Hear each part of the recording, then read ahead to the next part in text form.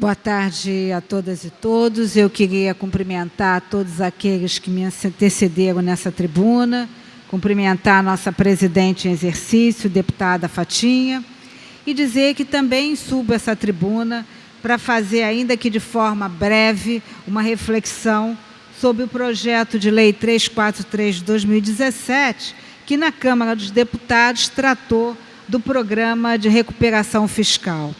É desnecessário dizer que esse projeto está sendo esperado de forma ansiosa, em particular pelo Estado do Rio de Janeiro, seja pelo governo do Estado ou mesmo pelos cidadãos desse Estado, e esse projeto ele tem um olhar voltado para aqueles estados que hoje não têm condição de superar a crise econômica e fiscal em que se encontram sem a ajuda presente e definitiva da União. Quando nós pensamos no Estado do Rio de Janeiro, ainda que possamos pensar também no Estado de Minas e no Rio Grande do Sul, mas quando nós pensamos particularmente no Estado do Rio de Janeiro, nós não podemos nos esquecer da situação aflitiva dos servidores do Estado.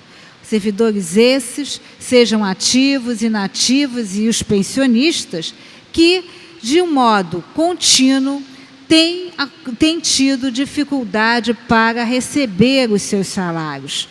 É importante lembrar aqui uma fala do governador em exercício, vice-governador Dornelles, que quando compareceu a essa casa, não teve dúvidas em afirmar que aquele que não recebe o salário em razão do trabalho realizado, nós estaríamos diante do trabalho escravo.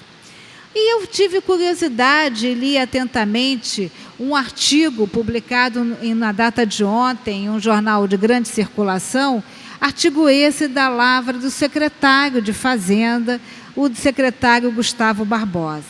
E o secretário, ele nos alertava, né, que era indispensável essa ajuda da União, já que nos próximos 3 anos, o não pagamento da dívida com a União vai importar numa redução de 20 bilhões. E nos lembrava também, o secretário, que o déficit do Estado do Rio de Janeiro era 12 bilhões em relação à Previdência. É bom lembrar que em setembro de 2013, esta casa aprovou uma legislação que já determina que os servidores públicos que ingressem no serviço público a partir de setembro de 2013 sejam responsáveis por uma previdência complementar. Segundo o secretário Gustavo Barbosa, 12 bilhões em relação do déficit da Previdência, acrescido também de 11 bilhões de restos a pagar, despesas extras que o governo não tem condição financeira de enfrentar. Quando a gente vai para o detalhamento dessas despesas, o nosso secretário, ele nos diz o seguinte, que do orçamento, apenas 4% do orçamento previsto para cada ano, apenas 4% é de livre escolha do governo. O restante desse orçamento já estaria, de alguma forma, comprometido com o endividamento que acontece com o Estado, seja o pagamento dos salários, e aí eu quero dizer, salários nem sempre justos em relação ao trabalho apresentado, nós não temos aí grandes salários, né? E também em relação aos compromissos do custeio que mantém a gestão do governo. E quando nós paramos para olhar a decisão que foi tomada na data de ontem, né, para tratar da questão do programa de recuperação dos estados, é importante dizer que essa decisão, na verdade, não foi tomada de forma plena, na medida em que sabemos que existem emendas que serão apreciadas e que serão submetidas a um destaque. Então, não saberemos qual vai ser o resultado final desse projeto. Mas é certo também que algumas contrapartidas, alguns compromissos já foram firmados pelo substitutivo apresentado pelo deputado, que é do Estado do Rio de Janeiro, e, nesse sentido, nós não podemos deixar de esquecer, talvez, a questão que afligirá de forma crucial essa casa, que é o aumento da alíquota previdenciária, que hoje é devida e é paga por todos os servidores ativos e inativos, e que a proposta é de a majoração de 11% para 14%. O congelamento dos reajustes, a partir de então, nenhum servidor, nos próximos 3 anos, poderá postular um reajuste, não reajuste, mas adequação ao aumento natural que sofre, né, aos índices que são aplicados, já que haverá total impossibilidade. A restrição da realização de concursos. E aí fiquei particularmente aflita, porque a Polícia Civil hoje tem 9.000 servidores e 3.000 servidores já ganhando abono permanência. Isso quer dizer que 3.000 servidores prontos para serem aposentados. Se houver a impossibilidade da realização do concurso, a Polícia Civil, sozinha, vai ter uma redução de 1/3 dos seus quadros, ficando cada vez mais inviabilizada a prestação de serviço com qualidade para o povo do Estado do Rio de Janeiro. Como se não bastasse isso, né? Parte dos estados, e o Estado do Rio de Janeiro está inserido nesse quadro, que tem mais de 70% do seu orçamento comprometido com o gasto de pessoal e pagamento da dívida.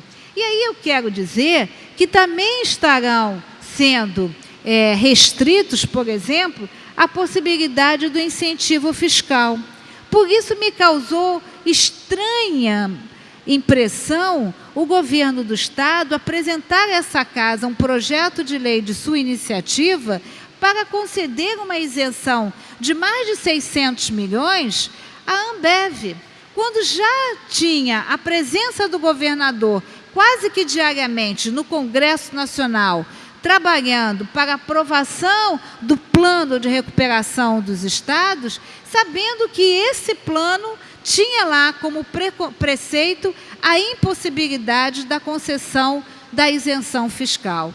E é bom chamar a atenção, e o deputado Paulo Ramos fez isso na sua fala, quando diz a questão daqueles, e eu peço apenas mais 2 minutos, a questão daqueles que apresentam, que fazem parte do quadro dos grandes devedores do Estado do Rio de Janeiro.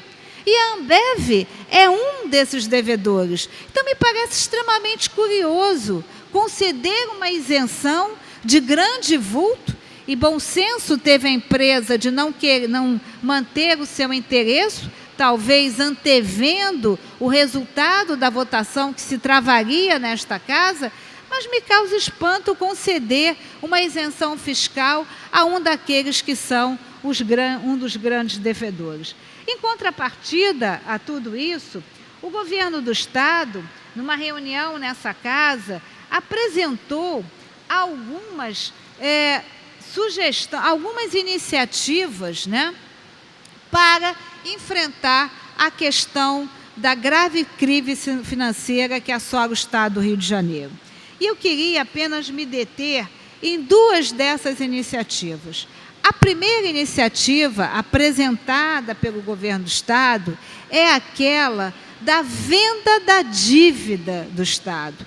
E uma bela audiência pública realizada aqui pela Comissão de Economia nos trouxe aqui a Associação dos Gestores do Rio.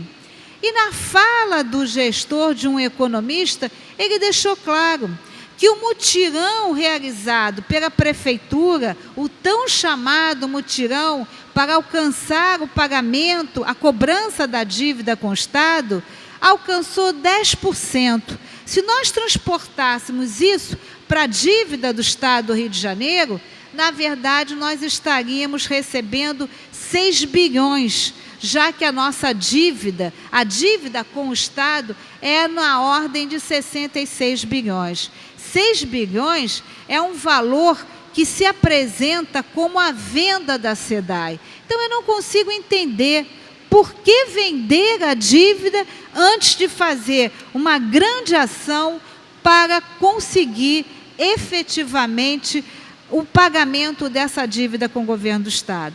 Se, de um lado, nós vamos ter uma moratória de 3 anos, que vai ser prorrogada por mais 3 anos, a denominada dívida com a União, e, na verdade, em algum momento nós estaremos novamente pagando essa dívida, por que não buscar, por exemplo, já que a Constituição Federal determina que a segurança pública também é um compromisso da União, por que não vou buscar junto à União uma transferência voluntária de verba que possa ajudar na questão da segurança pública?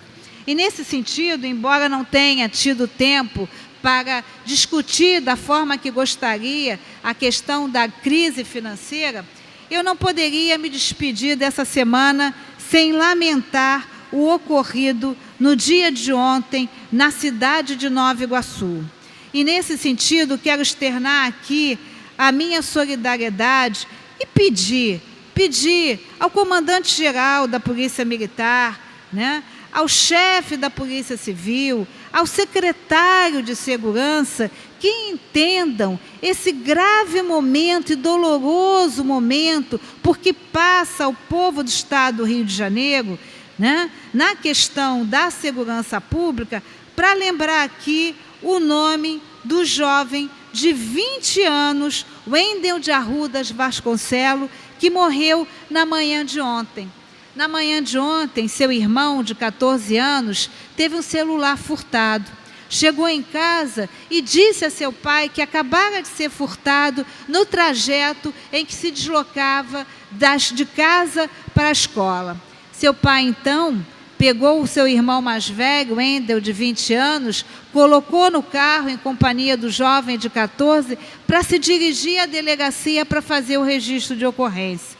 No meio do caminho, aqueles 2 homens numa moto que haviam roubado o celular do jovem de 14 anos, abordaram e reconheceram aquele jovem e dispararam tiros. O pai ainda tentou se ausentar do local, mas foi alcançado numa rua à frente pelo grupo de criminosos. O final dessa história é que esse menino de 14 anos, que ao chegar em casa e falar ao pai que teve o celular roubado, e o pai foi cumprir o dever como cidadão de comunicar à polícia o ocorrido, esse pai, além de ver o seu filho que perdeu o celular, mas a troca foi muito cruel.